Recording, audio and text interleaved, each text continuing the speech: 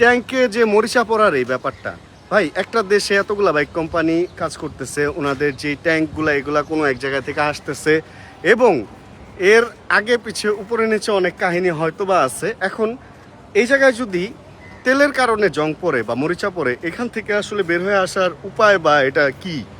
আমাদের একটা বাইক অনেক পুরানো, লাস্ট 4 বছর 5 বছর 6 বছরে মরিচা পড়ে নাই, কিন্তু এই লাস্ট 2 মাসে এসে মরিচা পড়ছে। তার মানে কি?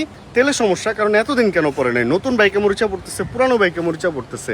এখন এই মরিচার ব্যাপারে যদি আরেকটু বলতে হয়, তাহলে আমি বলবো যে কোম্পানির তো বড় একটা লস হইতেছেই। কিছু কিছু কোম্পানি ওয়ারেন্টির মধ্যে মরিচা পড়লে ট্যাঙ্ক বদলাইয়া দিতেছে এবং ফুয়েল পাম্প সহ বদলাইয়া দিতেছে, এরকম আমি দেখছি।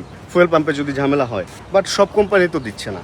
যেমন আমি যেটা বলবো, আমি যতটুকু জানি বাজাজ ইয়ামাহা এই দুইটাতে আমি জানি যে ওনারা বদলায় দিচ্ছে, বা এরকম আমি 2-1 জনের খবর পাইছি। কিন্তু কিছু কিছু ব্র্যান্ড এমন আছে যেমন ওরা আপনি গেলে বলবে যে কত 15,000 টাকা যে ট্যাঙ্ক আপনি বাইরে পাবেন, ওরা হয়তো 18,000 টাকা অফিসিয়ালি বেচবে আপনার কাছে।